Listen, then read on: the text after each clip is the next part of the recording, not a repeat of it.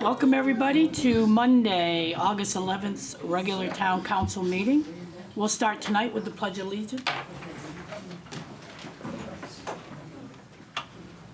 Pledge allegiance to the flag of the United States of America and to the republic for which it stands, one nation, under God, indivisible, with liberty and justice for all.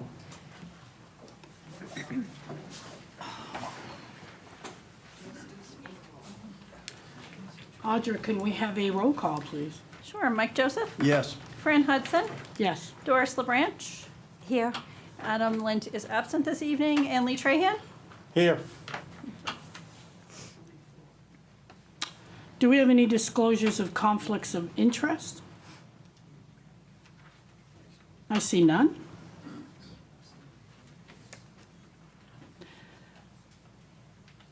Approval of the minutes of previous meetings. I move to have a motion to approve July 14th, 2025, and August 4th, 2025 together. So move. Second. Any discussion? Roll call, please. So motion to approve July 14th and August 4th, 2025 minutes as presented. Adam's absent. Lee Trahan? Yes. Mike Joseph? Yes. Fran Hudson? Yes. And Doris LeBranch? Yes. Motion passes 4-0. Next item is communications, boards and committees appointments. We have two people currently interested on a seat that became vacant on the Charter Review Committee. I believe we're going to have a vote, which I believe we did, for Kyle Price and Jerry Kirian. So I passed out the ballots here at the meeting, and everyone has turned them in to me. I'm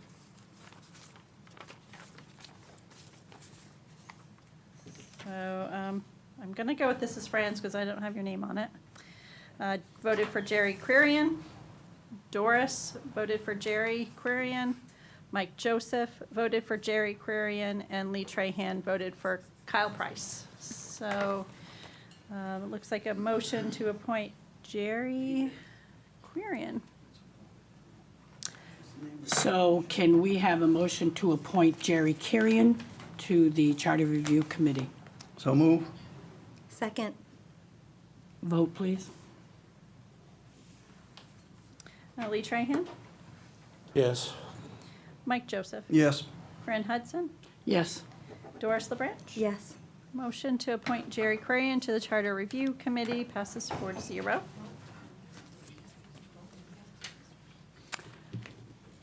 Moving on to reports of committees and commissions, we'll start with the town manager's report. Thank you, Madam Chair. I'll first read a clarifying statement pertaining to my employment with the town of Winslow. So I am writing to formally resign from my position as town manager effective Monday, November 3rd, 2025, due to personal and family medical reasons.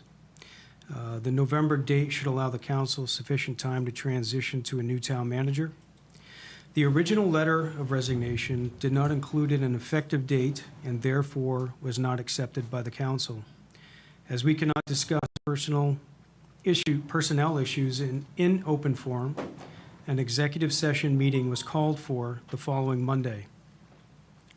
For those wanting an explanation, I can tell you that this has nothing to do with the town council or any single councilor, nor does it have anything to do with any personnel working for the town of Winslow.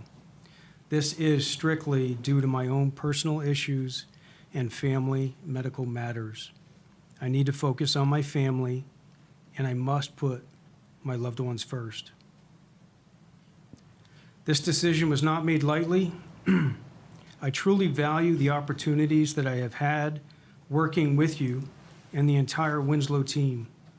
I am very grateful for the support, the experience, and the growth that I have gained during my time here. I have learned so much about our town, its people, and the team that makes it all work. Thank you so much for the opportunity. Sincerely, Steve Soucy. So with that, we'll get down to the business at hand. The town manager's notes for the month of July 2025. Winslow Junior High demolition. So the most recent news on the demolition project is I had conversations with the contracted company, which is EnviroVantage. I spoke with them on Friday, and they are pretty well behind on a project in Lewiston, and that's what's taken so long to get them up here. Aside from the internal asbestos program or abatement program that we had going on, which finished roughly 2-3 weeks ago. So now EnviroVantage, they're wrapping up that project in Lewiston. We're now making plans for getting the project started up here. It is not ideal. We really wanted to do this project, obviously during the summer, when school was not in session, but it doesn't look like it's gonna work that way. So we really wanna move forward, and we've had some discussions regarding that building and really looking at options. At this point, do we wanna move forward? Do we wanna hold off and wait till yet another year, right?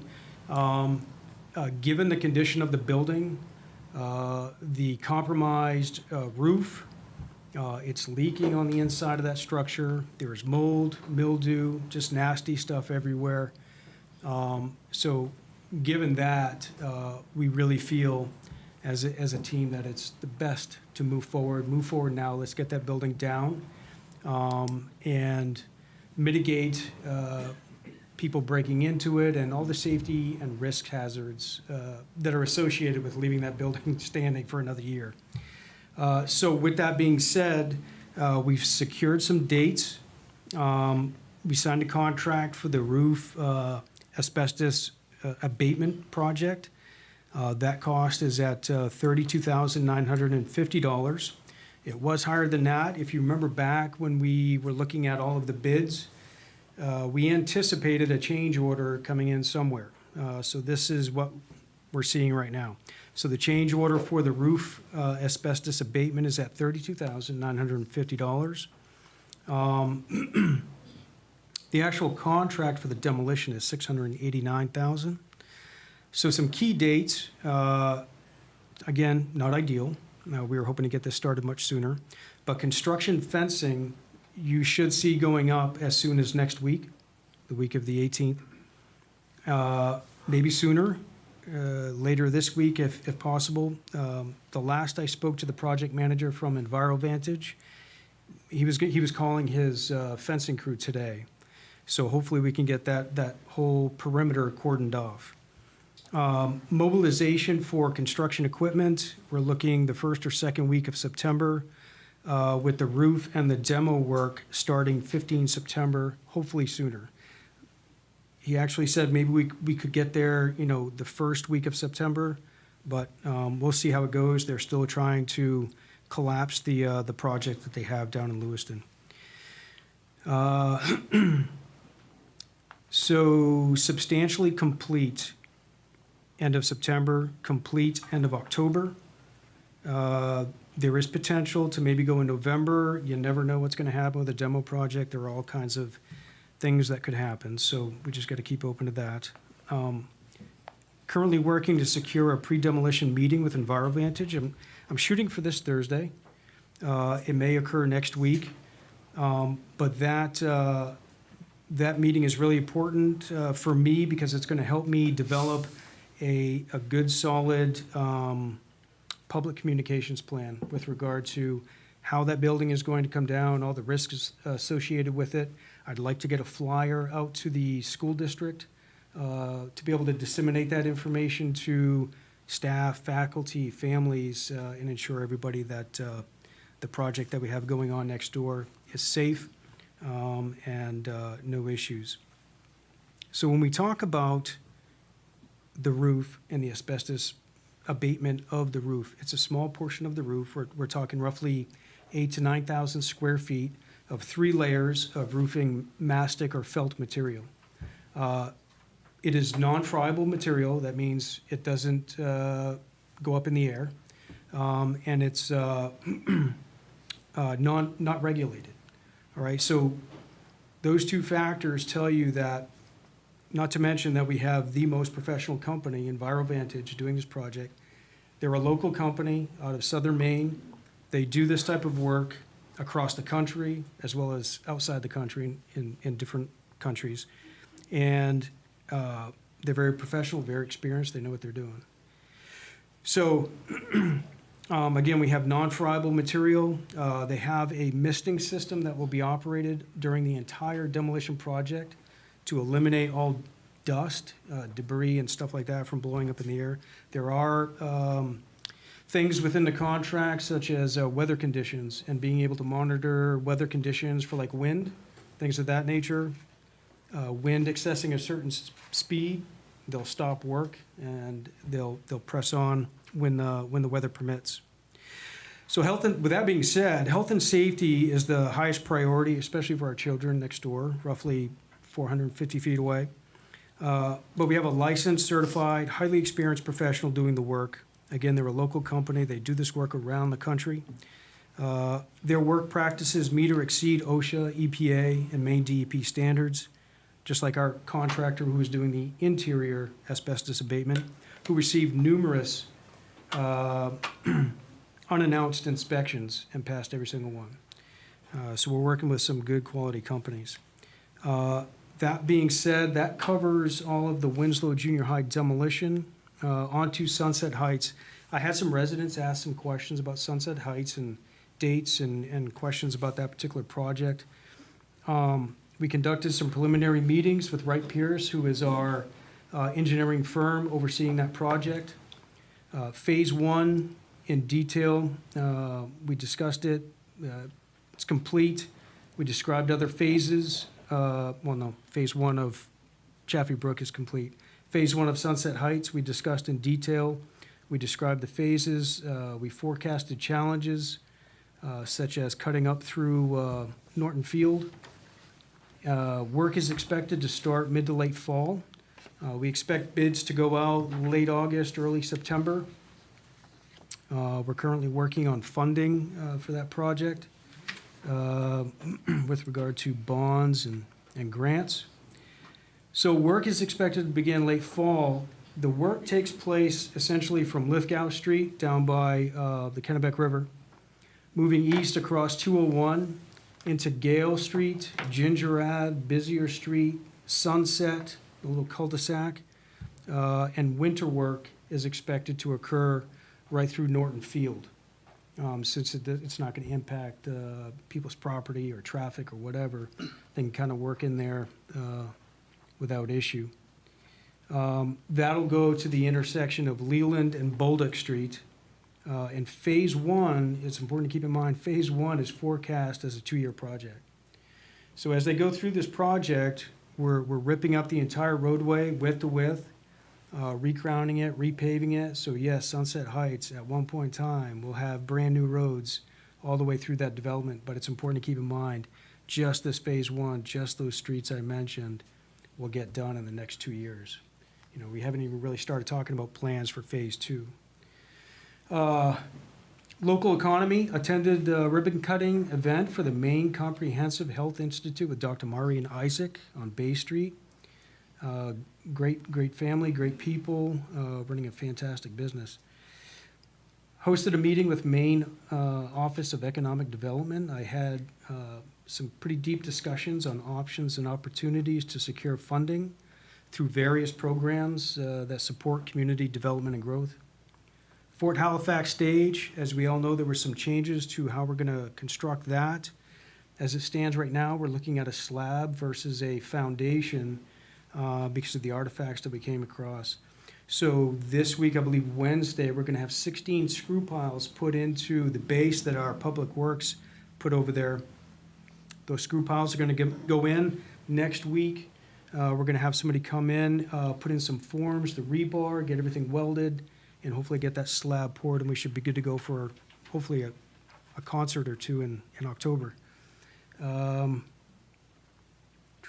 Paving, Pike will be working on Maple Ridge Road, a portion of Millennium Drive, and we expect to get to the Brand Road before the paving season ends.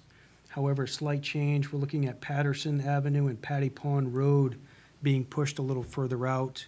I believe FY '27, last I talked to Public Works. Barring any questions, Madam Chair, that concludes my comments for today. Thank you, Steve. Do we have any other department head reports? I see no other reports. Can I have a motion to approve all reports as presented? So moved. Second. Any discussion? And can we get a vote, please? Mike Joseph, Yes. Fran Hudson, Yes. Doris LeBranch, Yes. and Lee Trahan. Yes. Motion passes 4-0. Next is tabled business. We have none. Under old business, order number 22-2024. I'd like a motion to amend order number 22-2024 to reflect order number 22-2025 due to a Scribner's error. It's just a date change that we're amending to the order number. Can I have a motion? So move. Second. I'd like to waive the second reading on that. No, we gotta vote on it vote, first. okay. Yep. So can we have a vote on that, motion to amend? A motion to amend order number 22-2024 to reflect order number 22-2025 due to a Scribner's error. Fran Hudson, Yes. Doris LeBranch, Yes. Adam's not here. Lee Trahan, Yes. and Mike Joseph. Yes. So motion to amend passes 4-0.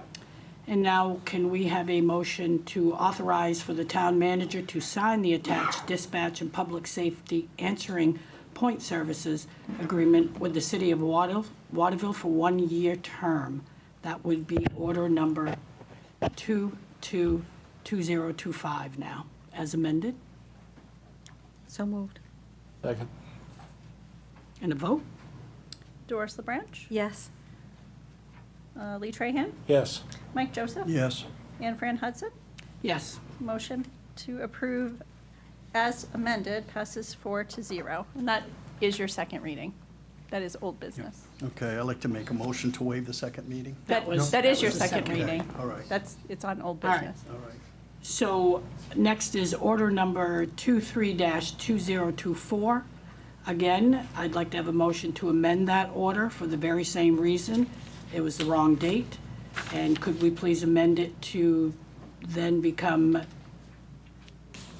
23-2025? Or is it 22, Audra? This Which is number? 2-3, Yep. 2005. 23, okay. Could I have a motion to amend that Scribner's? So moved. Second. Oh, let's vote, please, Audra. Lee Trahan, Yes. Mike Joseph, Yes. Fran Hudson, Yes. and Doris LeBranch. Yes. Motion to amend passes 4-0. Can we now have a motion for order number 23-2025, authorization for the town manager to sell property located on the Garland Road in Winslow?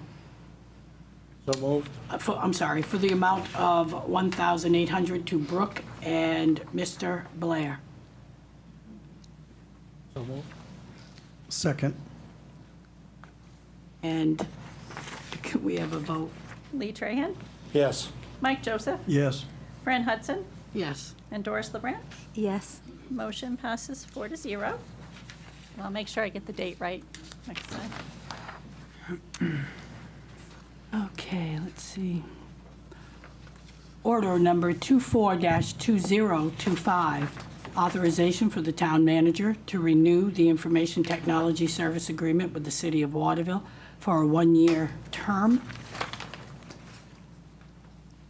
Through the chair. Go ahead. Yep, I just have one comment on that. And I guess I would make that same comment for the dispatch contract. And my comment is this: I am working with the Waterville IT department to encapsulate all of the services that they provide for IT, because it was not in the contract. And in order for us to compare apples to apples in the future when looking at services, we need to be able to identify exactly what services Waterville provides. And I have to say, Waterville provides exemplary services. They've been providing IT services to the town of Winslow for a very long time.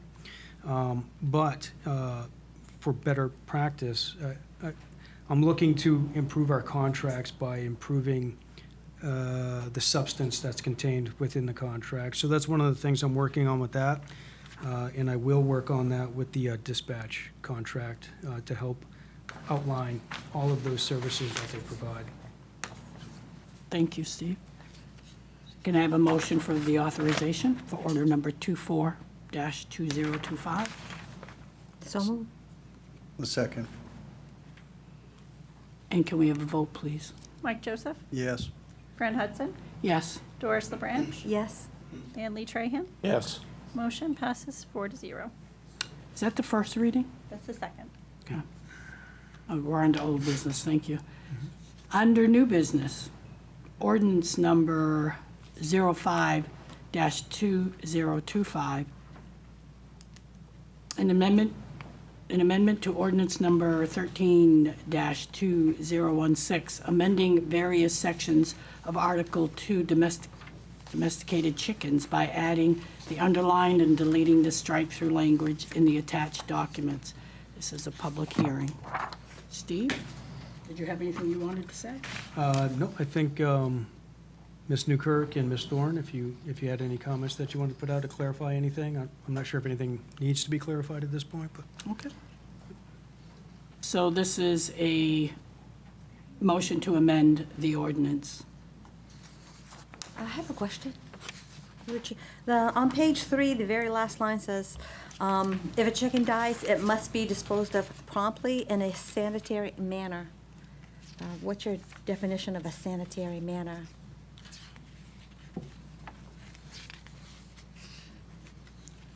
Do you have any definitions for that? I guess we could probably look it up. Watch yourself. In my mind, that's sanitary. Oh, Kate Newkirk, I'm the chair of the Ag Commission. I live on Garland Road. A sanitary manner would be in your garbage or in your compost pile, but not left out. No chickens left out dead in your yard, etc. Regular, everyday garbage? Yeah. Okay. Thank you. Yep. Thank you.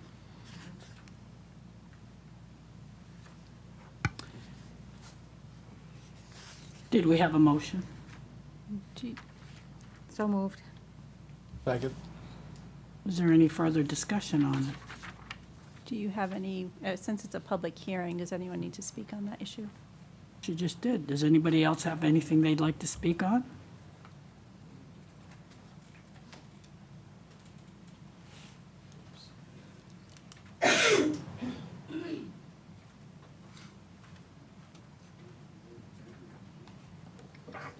Stephanie Subach, Goodrich Lane. I'm not going to comment on the details of the technical aspects of either the chicken ordinance or the food sovereignty ordinance. What I'm going to just comment on are some opportunities for improvement, certainly for the town office staff to facilitate public viewing of documents that are coming forward towards a public hearing and promote better communications. For example, the Winslow Facebook post announcing this public hearing said that the text of the changed ordinances would be available at the town office for review. If I take that literally, it did not indicate it would be included electronically with this agenda package. So, and because the Winslow Facebook page does not allow you to ask a question or put a comment, I went and reached out to Vanessa Cody, who's the municipal liaison, one of them, for the actual agriculture committee. It just provided a couple more steps that were required to try to sort things out. I was assisting a farmer friend of mine who works all day long in the fields, and she really wanted to view these ordinances and make sure it was in line with what she was already doing for farming. That confused and made it a little bit more difficult. Fortunately, Vanessa did give me advanced copies of the ordinances because I found a few errors, one where there was a typographical thing, but it made no sense when you read it, copying stuff from a state type of statute, and also the chicken ordinance the strike-through and so forth was not highlighted in the original electronic copy, which would have certainly made things much more difficult for folks to review. So I just want to cite those opportunities for improvement so that when items are actually up for public hearing, it facilitates communication with the residents who actually want the opportunity to review these and then comment during public hearing. Thank you. Thank you.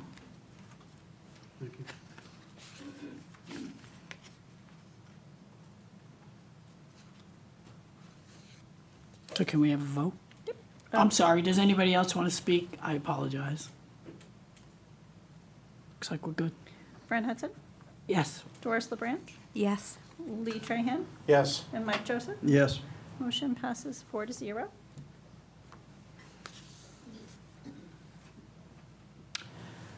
Moving on to ordinance number 062025, providing for approving the attached local food sovereignty ordinance in the town of Winslow. Again, this is a public hearing. Do we have a motion to move forward before discussion? So moved. Second. Any discussion? Anybody like to get up and speak? Now would be the time.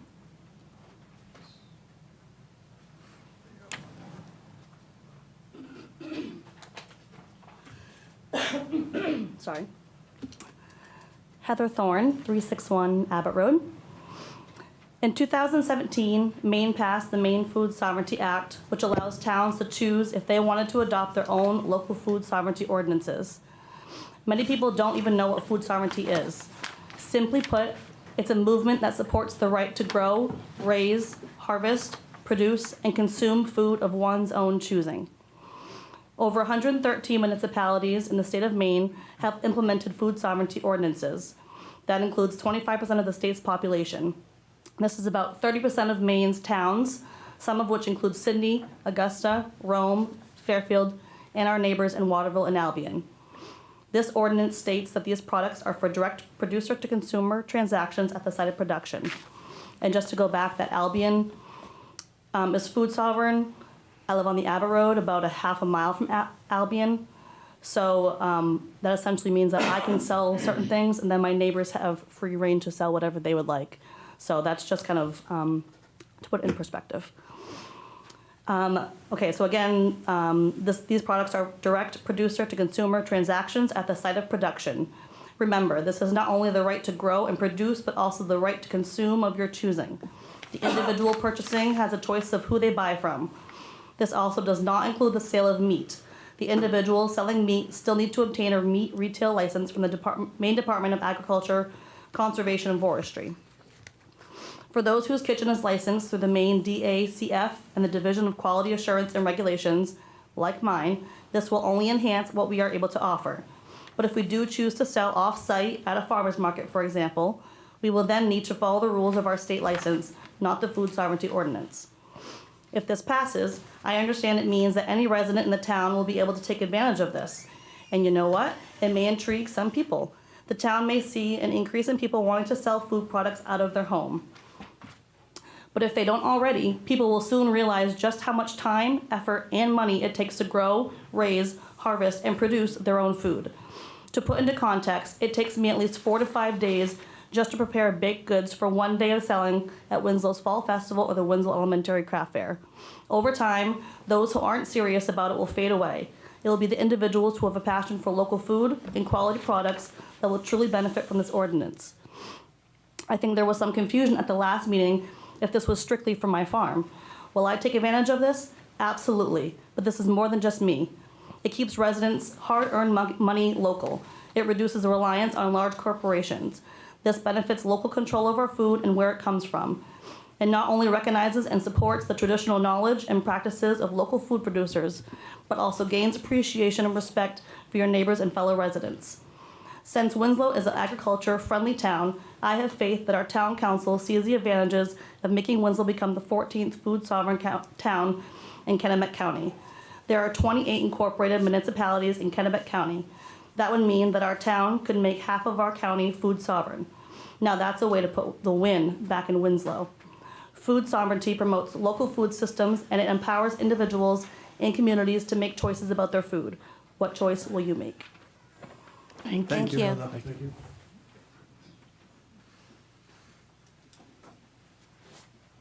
Anybody else like to speak?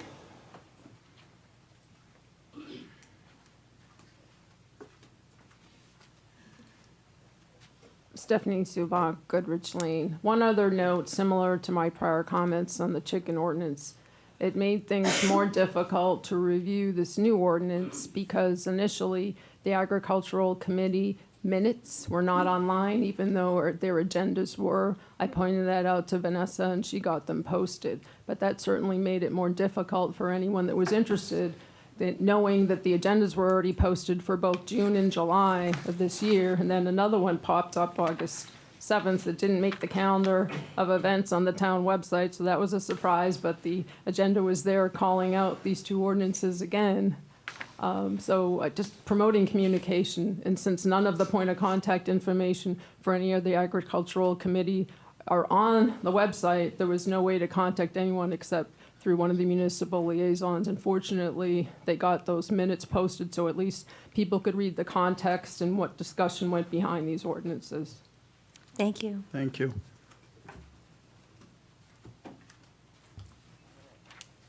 Anybody else?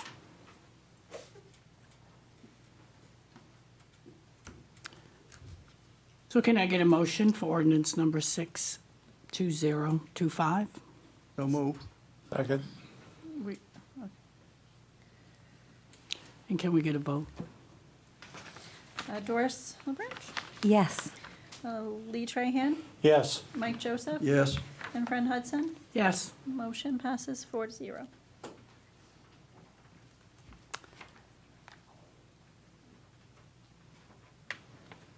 Next on the agenda is resolution number 2025. And I'm going to table this. So I'm going to move to lay the question on the table. I'd like to table this. Could I have a motion, please? So moved. Second. The discussion, I will say, the reason I'm asking to table this is because I've still got some amendments that need to be made to it according to our town attorney. So we will have that posted for the next meeting. You want to vote on that? Yes, I would. So a motion to table resolution number 21-2025. Lee Trahan, Yes. Mike Joseph, Yes. Fran Hudson, Yes. and Doris LaBranch. Yes. Motion to table passes 4-0. For discussion items tonight, we have the property on Marie Street, as far as an unsafe building on Marie Street. I'm just, it's my item, so I'm going to speak on it. I've been working on this for quite a few years, and I'm thinking I'm starting to see a little progress here. I know we have some people here from Marie Street who have approached me. It's not my district, but that just proves you can go to any counselor you like with anything you need to say. And I'm going to start just by reading this one thing that was given to me by the residents of Marie Street. To whom it may concern, this petition, signed by the residents of Marie Street, Winslow, Maine, is to forcefully persuade the Township of Winslow, Maine to act upon the owner of the uninhabitable boarded-up house located at 17 Marie Street, Winslow, Maine, to procure a demolition company to remove the same from the lot. This house has been in this condition for a number of years and it is beyond time to act upon a resolution in remedy of this situation. A resident has recently reported seeing a large rat running across Marie Street from the direction of this house, and it is believed that the rodents are coming from that property. This causes a real concern for adverse health issues related to rodent infestation. Also, there is concern of falling real estate values to the tax-paying residents on this and adjoining streets. We are asking the town to take this serious matter to its contracted legal firm for issuing proper legal action against the owners of this property. It is a signed petition of 33 signatures for the people in that neighborhood. I know that I'm pretty certain it's been at least 10 years or more, and it's been kind of pushed along. A couple of years ago, it was deemed very unsafe to the point of where the fire department and the code had it boarded up, placed a big red X on it, so if there was ever a fire there, fire department wouldn't enter because it was deemed too dangerous. This is leaving a mold, if you can imagine, a house that has a 3 by 6 foot hole in the roof or a leaning foundation wall to where the floorboards are hanging outside the house. You can imagine the mold, you can imagine the rats, you can imagine the safety and health issues. And the people have been complaining for the last 10 to 12 years. It just keeps getting that proverbial can kicked down the road. So I'm hoping we can finally get this addressed for the people of that neighborhood and for the safety of others. And that is what we're up for, and I think the code enforcement's here, and I think he can speak on what we're doing with it.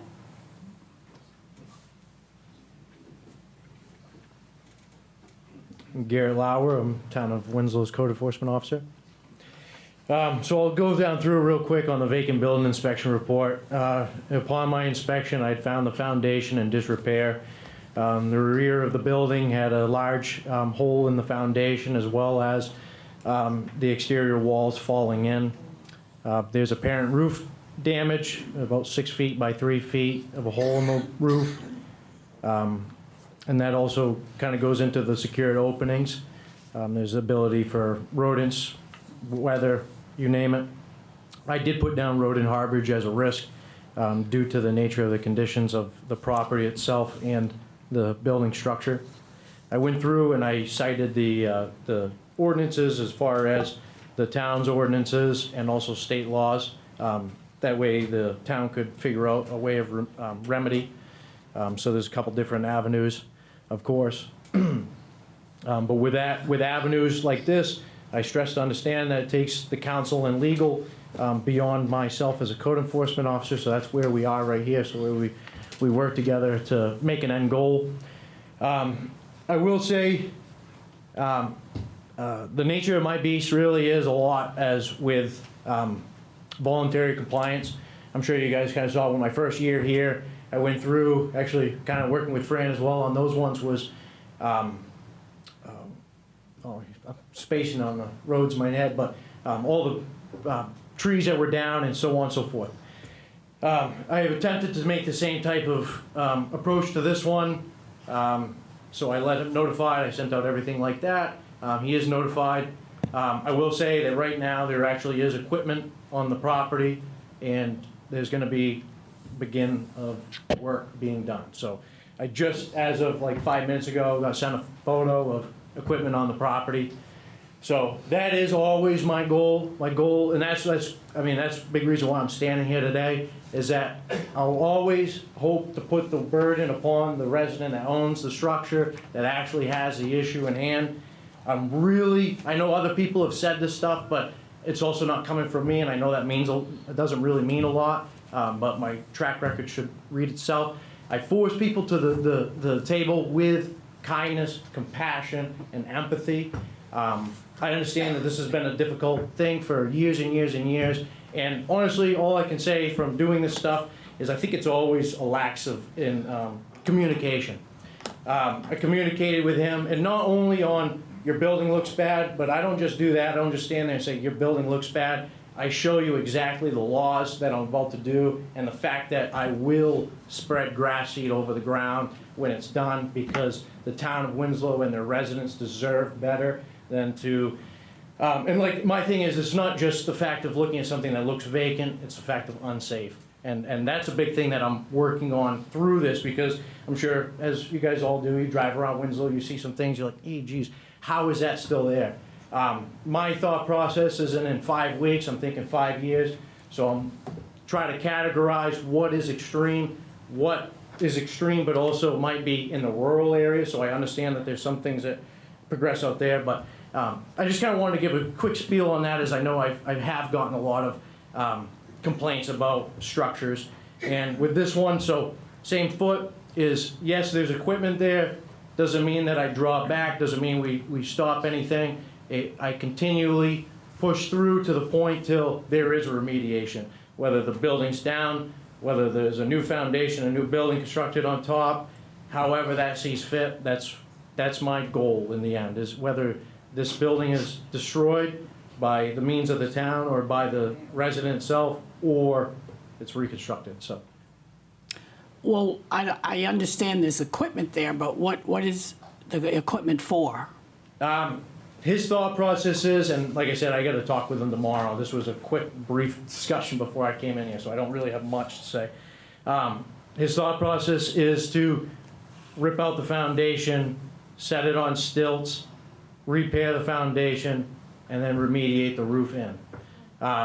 So what I'm gonna do is, obviously, with that new information, I'm gonna show up on site tomorrow, and we're gonna do a little assessment with myself and the equipment there.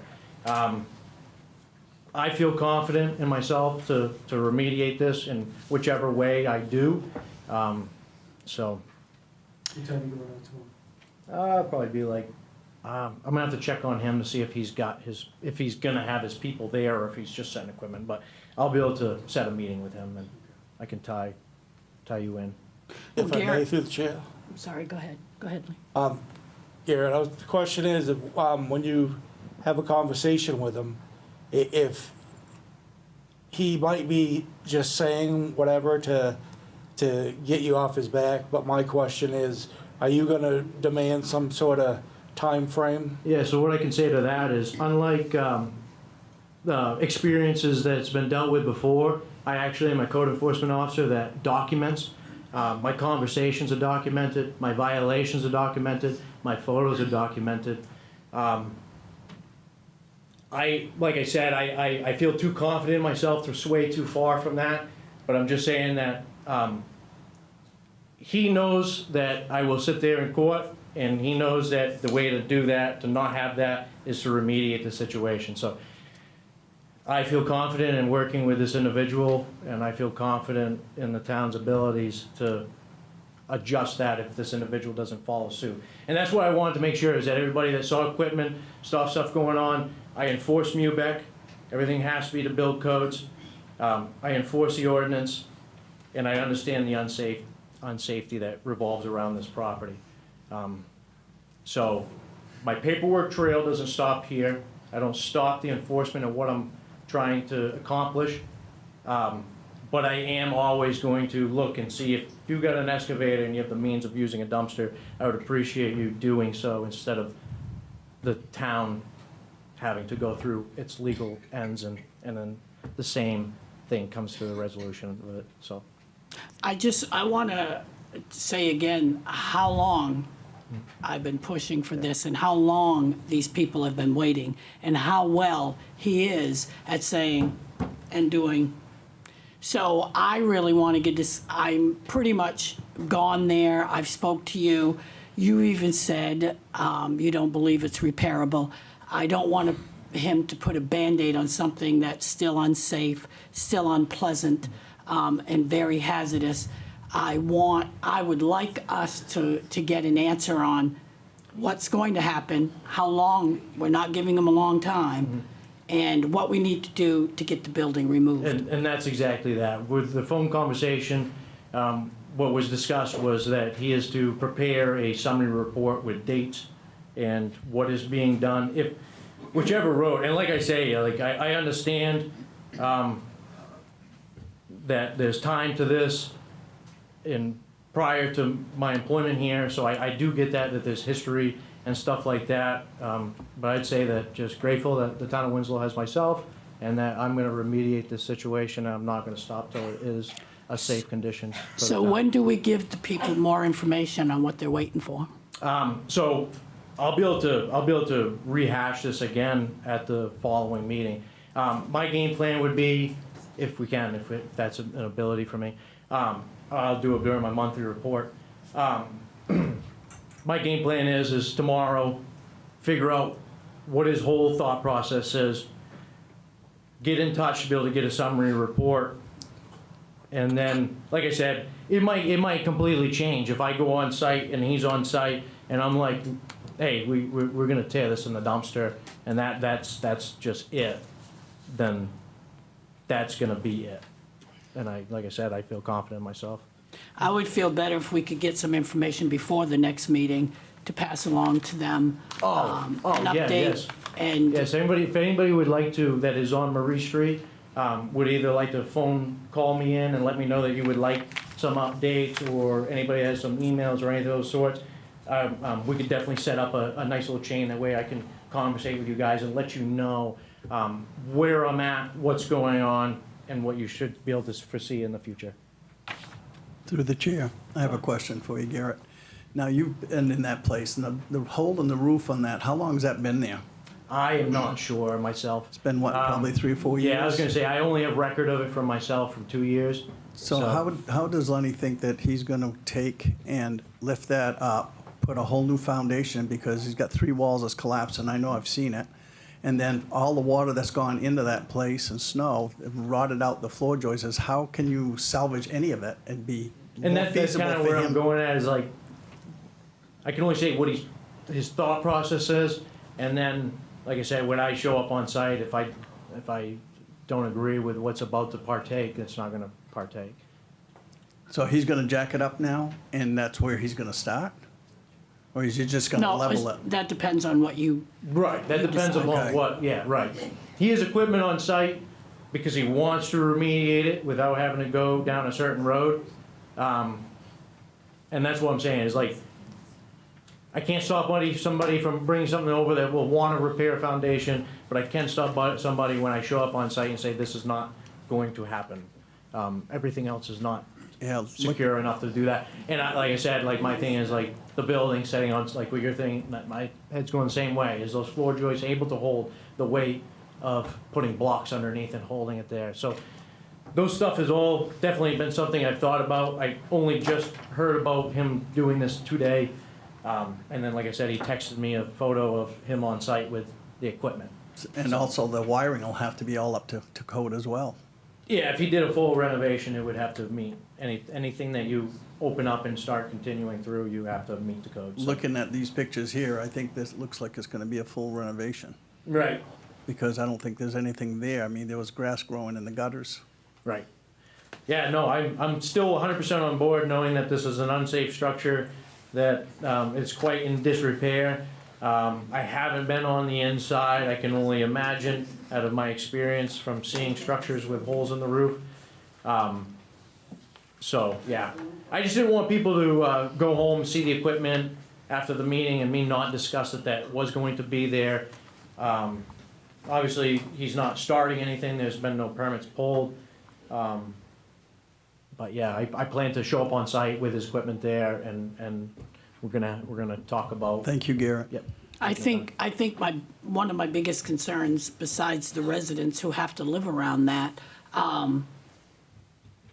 is if kids go in there and that building crumbles down upon them, and we've been dealing with this for well over 10 years, enough is enough. It needs to be, I can't even stress how important, and I know you know that, Right. Garrett.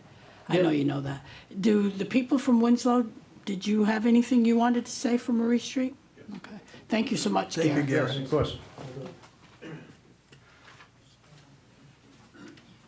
Something on your own. Thank you, Madam Chair.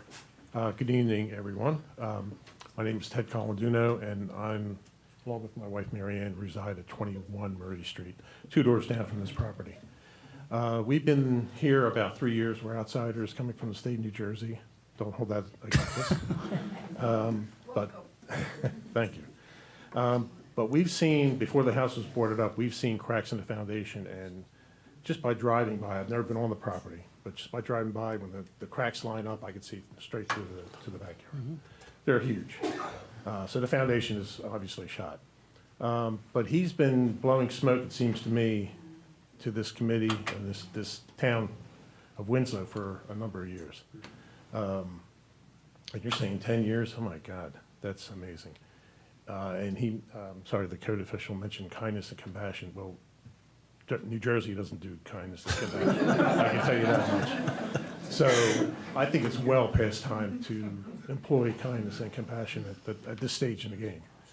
So we're understanding that mold is being smelled by neighbors who live nearby. Rat, I've seen a rat. The neighbor behind, his little boy saw a rat. There are rat infestations in houses nearby. It's crazy. It's well beyond. So I would like to see timelines as far as like when the code official meets with him tomorrow, he has until X amount of days to do X. And then the next step is X amount of days to do X again. I would like to see a real timeline laid out. So this can be dealt with effectively and immediately. It's well past time. 10 years is crazy. So anyway, thank you. Thank you. Thank you. Go ahead. My name's Mary Ann. I'm Ted's wife, and we do live at 21 Marie Street. We're here, this will be our fourth winter. My husband neglected to say that he was a builder for 30-some years. He built our home in New Jersey and many others. He's well-versed on code and what is acceptable and what is not, and what is going to present a problem should they try, which is crazy, to even rebuild that home. And I'd also like to say that we saw no equipment. Now, we got here 5:30. There was nothing in that yard. So I'm not sure what's going on here. Okay. The other thing is the people that we polled, my husband and I walked the neighborhood and canvassed, and we wanted to get everybody's, we're new to the area, but we've never had anything like this in a neighborhood that we lived in. And now we do, and it's 2 houses away. We have friends directly next door. And we talked about on Robert Street, which is the back street from Marie, and went around to the neighbors that also are adjacent properties. The one couple is so adorable, and we love having these people come in. Families, young families, they live directly there, right behind this property. A 3-year-old boy who had rats in their yard. And my husband took a picture of one of the rats that we caught in our basement. Oh, my goodness. Okay, so this is personal now. And I just want to, thank the committee and the counselors for this, to hear us. But this is really important issue. And it isn't just our property values. This is a health hazard. These rats and mice, which are tons of them, have gone out to our neighbors and us, and we're not right next door. These are other houses around. They don't just stay there. They go all over. That's what rats and mice and rodents do. They carry severe disease, not just in Arizona where one of our actors, Gene Hackman, his wife died of hantavirus. In Maine, hantavirus exists. It is in rats and it is in field mice, all of which are there. So I just wanted to kind of elucidate a little further on that, and thank you for listening. Thank you.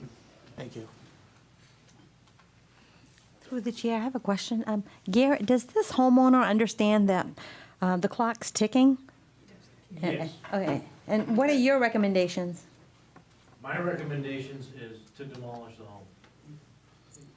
Yeah, and that's why I said that, I like to just, like I said, I'm just trying to be transparent and let you know that the homeowner went there with the thought process of bringing equipment to jack, and I was just relaying that information, but my forethought is that the wood's too punky, as in like rotted and molded. I don't foresee that being able to hold the weight on the floor joist nor the walls itself and the roof. So my thought process is still demo. I just wanted to let people know when they saw equipment there and it didn't look like an excavator and a dumpster, that I knew that that was there. And that's all. Thank you. Yep. Does anybody else have something they'd like to add? Council? You all good? I'm good.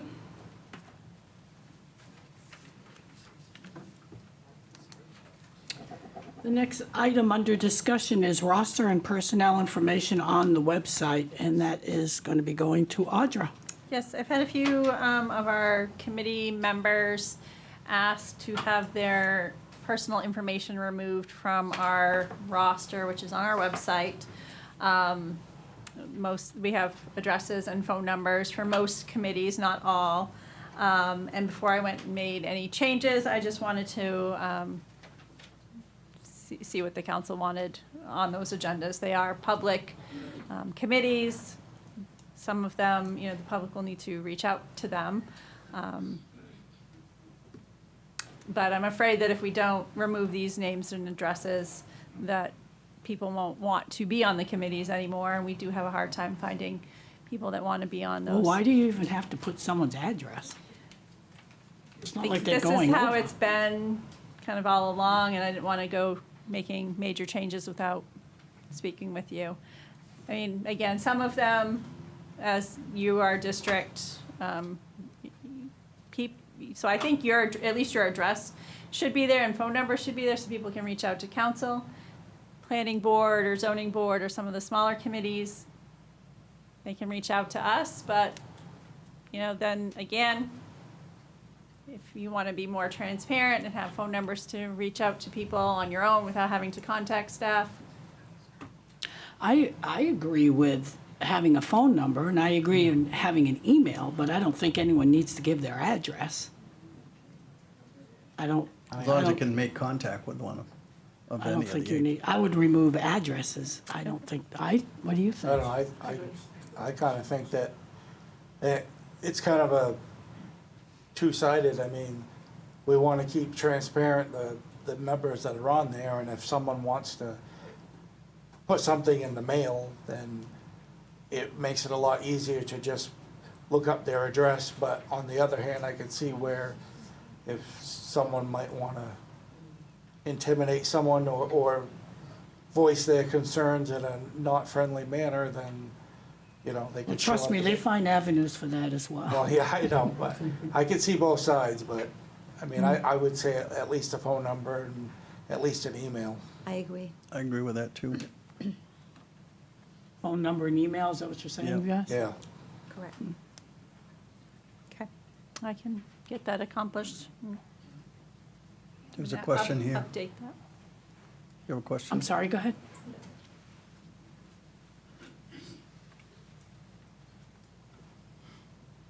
Again, my name is Kate Newkirk, and I'm a member of the Ag Commission, so this would personally affect me.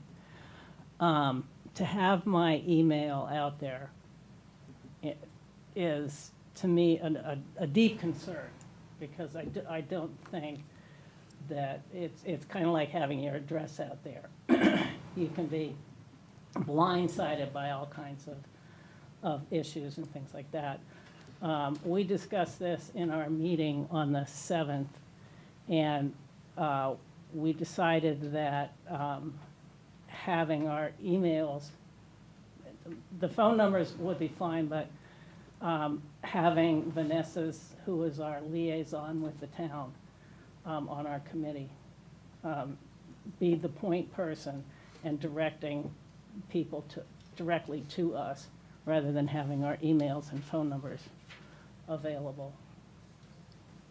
Through the chair, so what you're saying, you'd rather have that going all through Vanessa first, and then she'd get in contact with you? That's the way that's the way it's been working. Okay, and you have no problem with that, opposing to having an email and a telephone number? Well, we talked about having the town assign us emails. Like you guys all have Right. your own town emails, you don't have your personal emails out there. So why can't we do So- something like that then? Well, you can also create a different email for I've got agricultural. enough now, okay? The people I work with and the contractors I work with. Yeah, we did talk about like having town emails, and then we're like, well, why don't we just have who's on the committee, and then have Vanessa's name with her email and phone number as the point of contact. That way, it's not all this information. Yeah. So Because she, she's our liaison anyway, and so that way. she's good with this? Yeah, because yeah, she's good with it, and that way, because I think right now on our page, there's no point of contact, so people had to try to figure out how to. So if you just put her name and We email. weren't in the annual report either. No, you're fine. I mean, if there's a way to contact, that's all you need, Well, I whether think it's it might one need to or be all. added, I think, is all I'm saying, is that Vanessa's email needs to be added.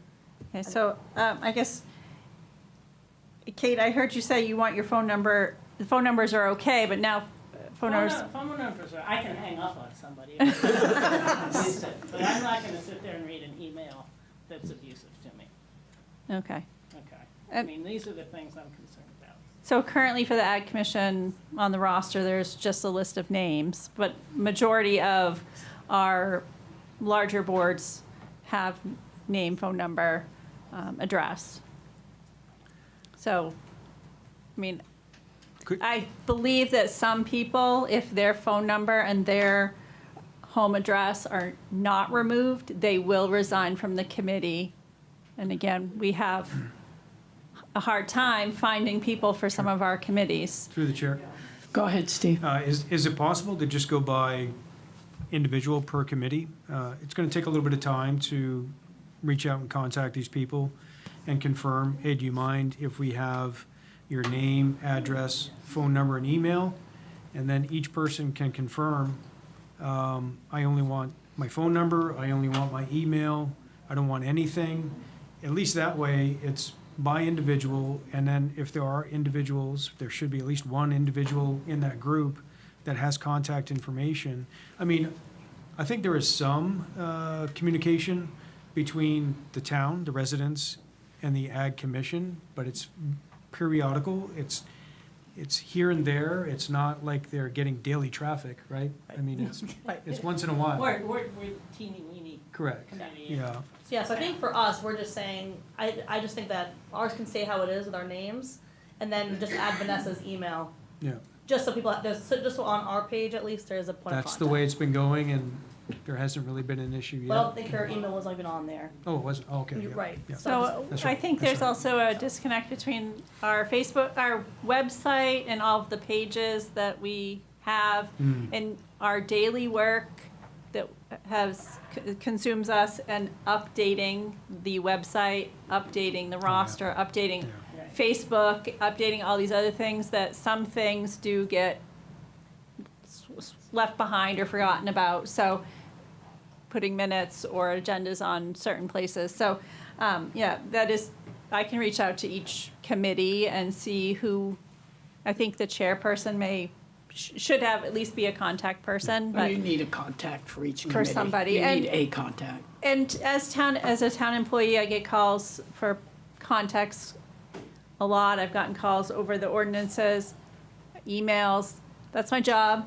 I don't mind sending emails or getting contact information out to residents. Gare. I just know that this was a concern of some of the members that are on my boards. Just kind of wanted to reiterate that the way my board functions is a little bit differently, because my board isn't a board until they're a whole. So therefore, if you reach out to one of my planning board members, he cannot give you really a decision, advice too much upon a project, because one voice doesn't mean anything until we are in that meeting as a soul. So I just want to make sure that I alliterated for that, because I knew that that was some of them that were voicing that concern, and like you could reach out, but like honestly, it kind of leaves it a little dicey too, a little bit, you know, because now you're conversating with one planning board member about a project you're bringing up, instead of it being in the meeting, in the minutes, discussed in front of the public. So that's why I don't really see a big need in anybody really contacting anyone on the planning board, unless like they wanted to, because like we have a monthly meeting, you could come and talk in our public stuff too as well, and like I said, I knew that was some of them that were on my board that were concerned, and it is tough getting them on my planning board or zoning boards. But Thank you. Okay, thank you. I'm sorry. Yes.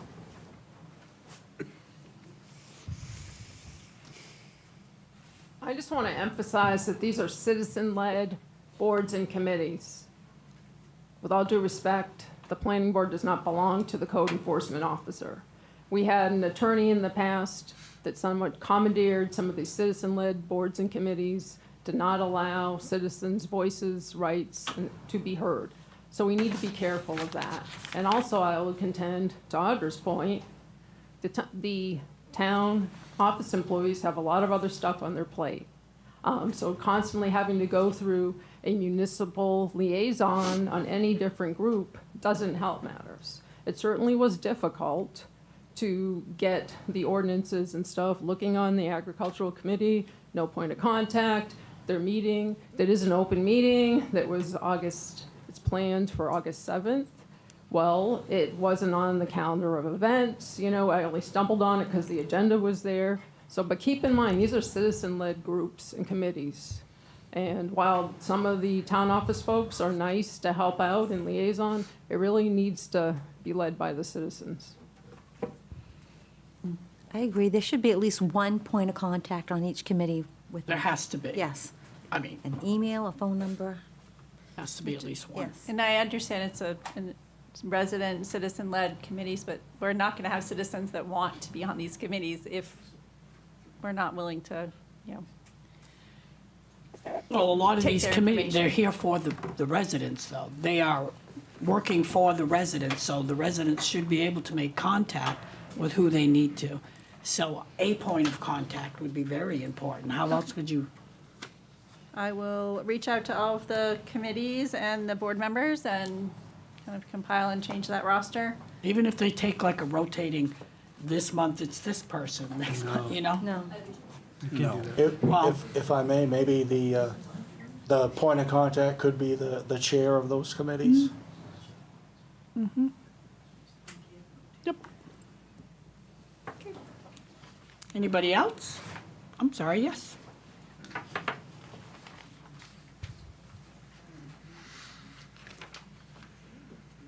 Brenda Lind, Abbott Road. Just on the heels of this discussion, I think if somehow in the future, and I know that's been tabled, we can decide to conduct business with business and not the vitriol that's going around and being perpetrated among the townspeople. If you have something important to say, not a personal attack, and you're there for the sole purpose of addressing the town and the townspeople, I wouldn't have a problem having my email address out there. But if you're doing it just to get publicity on TV or whatever, it's not necessary. And I don't think that what we're doing in the town right now, as far as having emails read and personal attacks, has never been allowed before. Way back when I started coming, when Peter was here, he was very indignant, and he was our town chair, and he said, I will not allow my council to be attacked by anyone. If you have a problem, you go to the direct person, you address that person. I'm not gonna have people dressed down in public.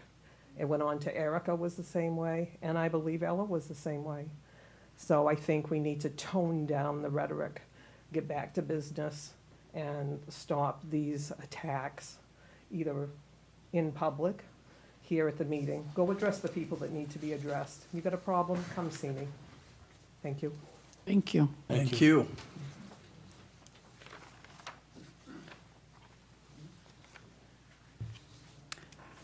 We are now moving forward to public comment.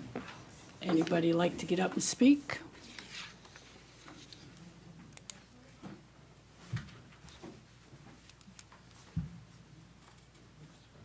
Stephanie? I wasn't sure if he was getting up to go speak. Yeah.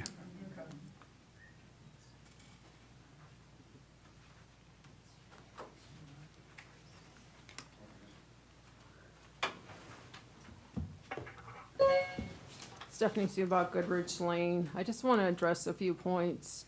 No one asked the town manager why the junior high demo was taking so long, et cetera, et cetera.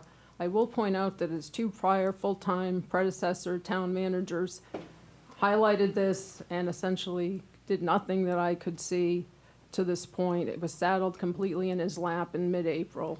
As of the end of 2023, it was identified that the alarm system stopped working. The power was then shut off. That was the only thing the power was being used for at $1,200 a month. It was already decommissioned, yet nothing had been done since.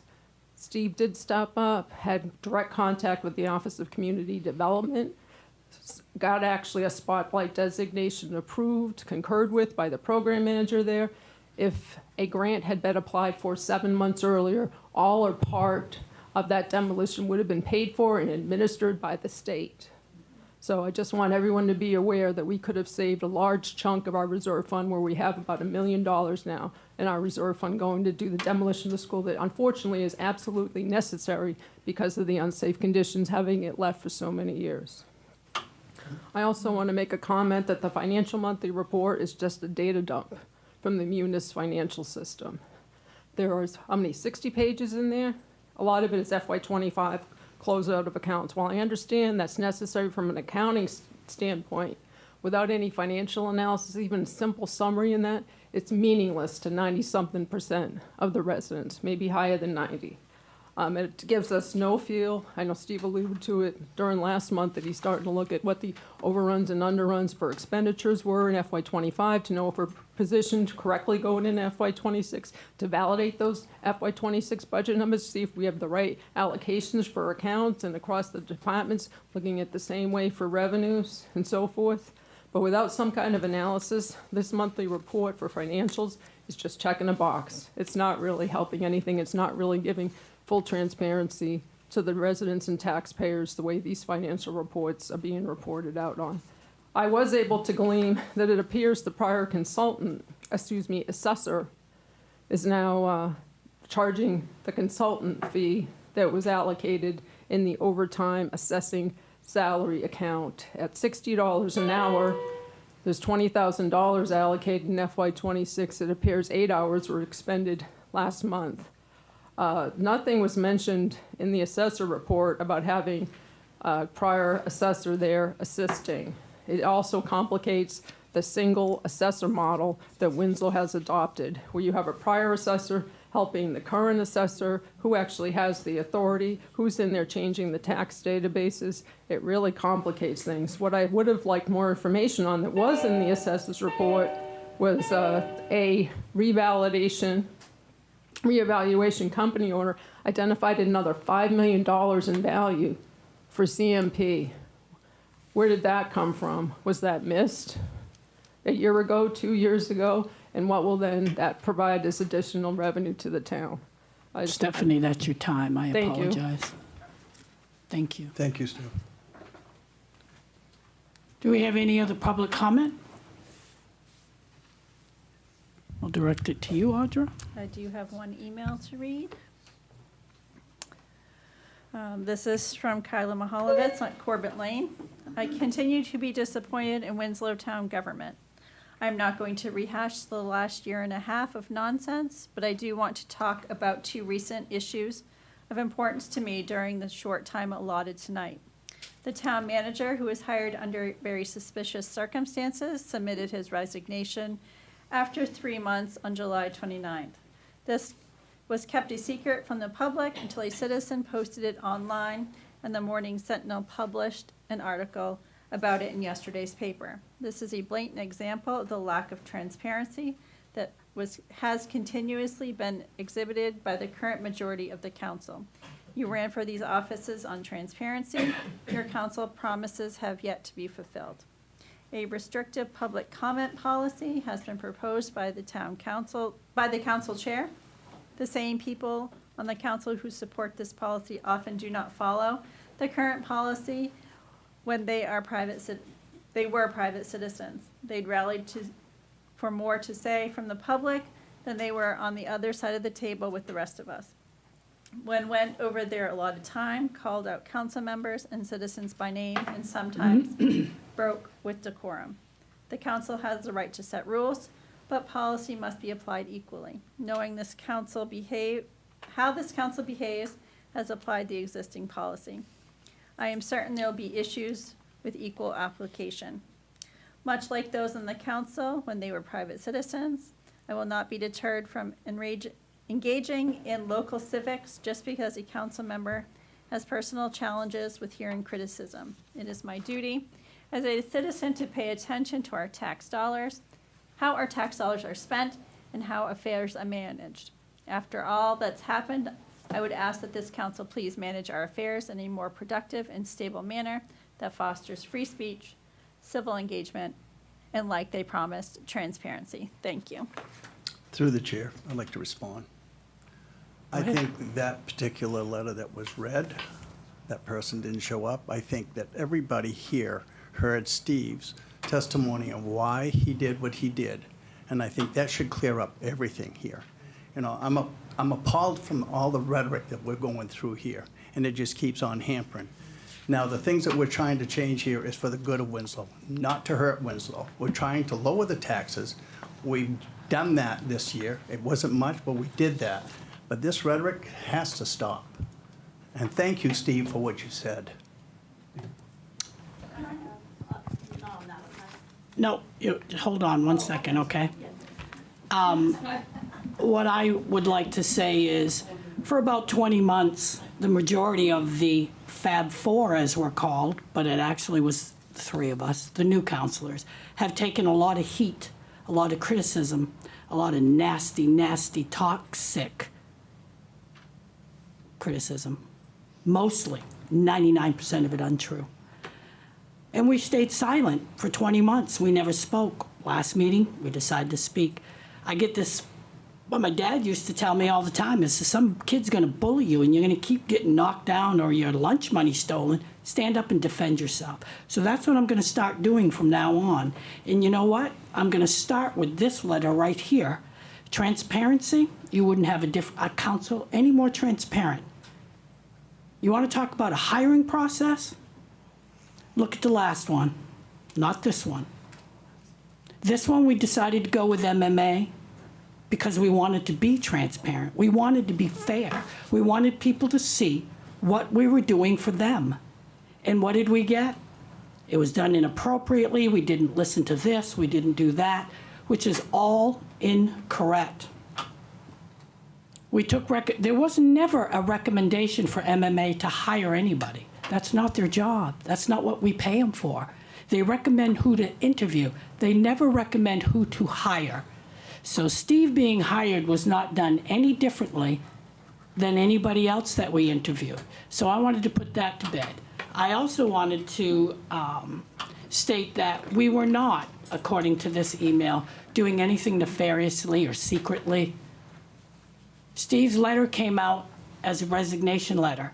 We did not accept it because it was not dated. There was no effective date of that resignation. You can't accept something when there's no date as to when it's going to be in effect.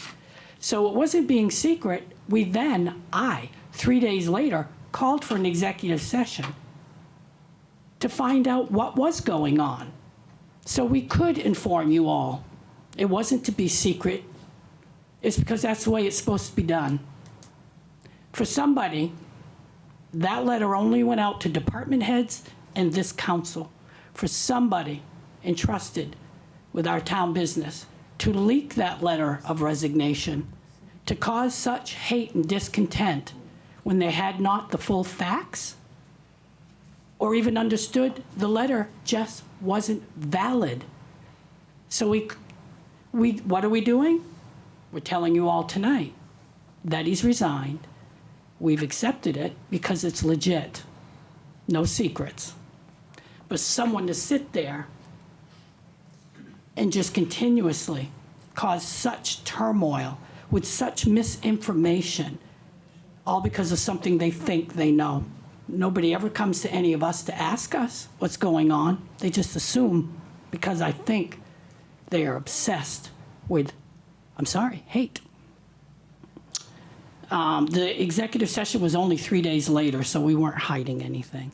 And to say that we don't want to hear criticism in her final, we don't want to hear it. That's all we've had to deal with. And guess what? We didn't quit on anybody in Winslow. We took the trash that's been thrown at us for the last year and a half. We didn't quit. We didn't leave. We still kept fighting for you. And if you can name one thing that I did that was inappropriate for this town, then please let me know, because everything I've fought for since I was elected, I've done. Thank you.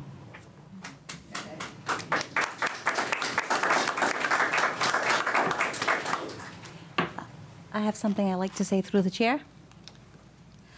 I have lived in Winslow for 35 years. Steve has lived here for 24 years. Adam and his entire family have lived in Winslow for generations. Mike has lived his entire life here in Winslow, and Fran has lived here in Winslow 40 years. We all share one thing in common, a deep love for Winslow. This town has always been a wonderful place to raise a family and start a business. Unfortunately, in recent months, a small number of people, it's the same people, have brought unnecessary drama into our community. As a town, you know who we are. We lived here many, many years. I will not be drawn into their negativity. What they are doing is wrong and casting a dark shadow over a community that deserves to shine. Winslow is better than this, and it's time we focus on preserving the values and spirit that make this town such a special place to live.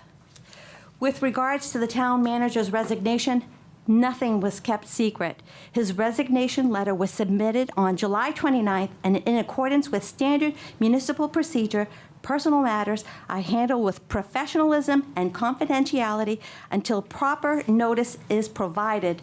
This is to ensure fairness to the individual involved and compliance with applicable employment laws. Public communication followed established processes and timelines. The town manager's plan was to make his announcement at this evening's meeting. His resignation publicly at this meeting. Just because the timing did not align with someone's expectations does not mean there were any secrets. I encourage everyone to avoid spreading misinformation and to focus on constructive dialogue rather than all this drama and negativity. We value everyone's participation in local government and encourage continued respectful dialogue that helps shape the decisions that impact our community. The council understands that there will always be different viewpoints on the decisions we make. Our responsibility is to serve the entire community by making the best decisions possible with the information available to us. We welcome constructive feedback and encourage anyone with concerns to bring them directly to any council member so that we can address them based on facts rather than opinions. We are aware that negative misinformation, baseless attacks, and deliberate falsehoods about council members sometimes circulating on social media.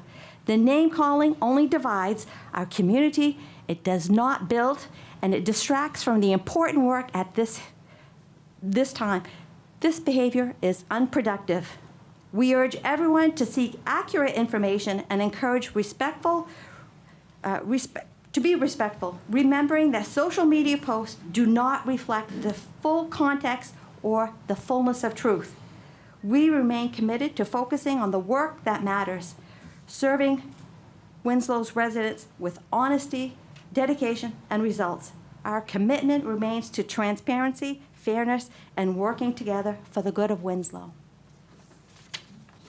I want people to put their critical thinking hats on and think about who's spreading all this negativity. It's the same people, and it needs to stop. Thank you. Ma'am.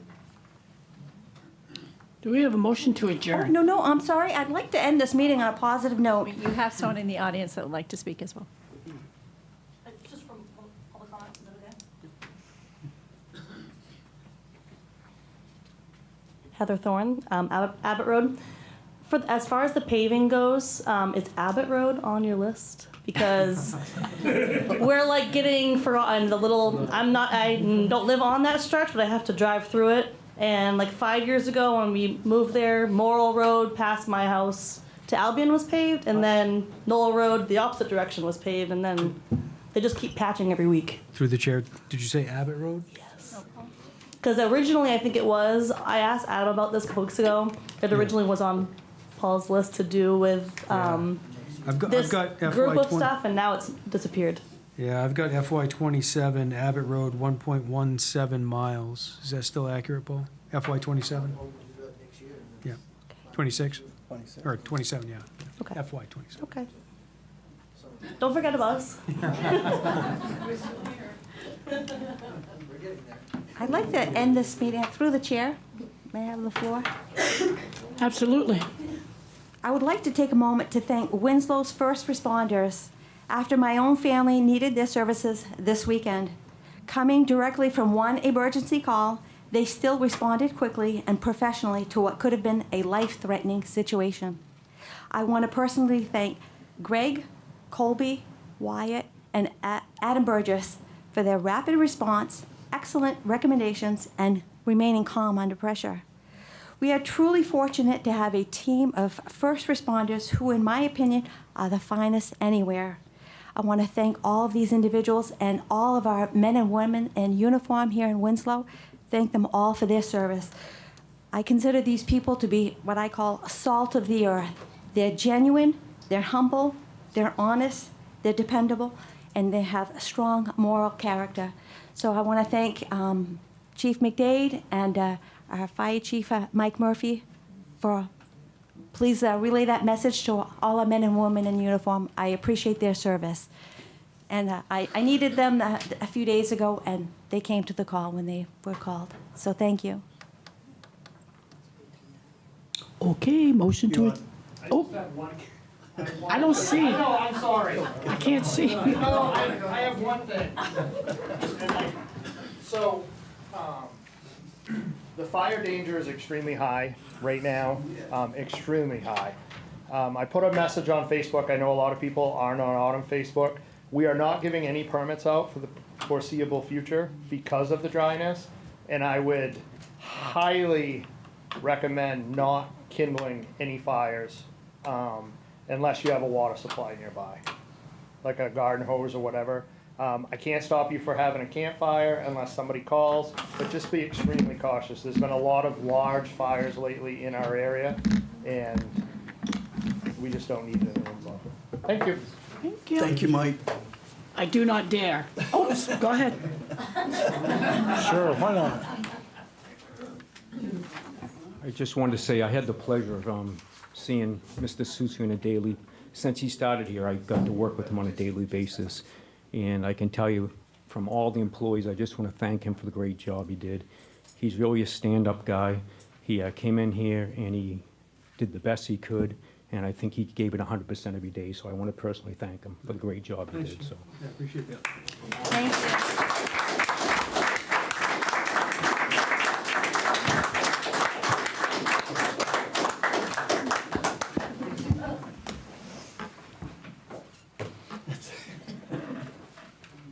Motion to adjourn. So move. Second, Show of hands. all in favor? Thank you.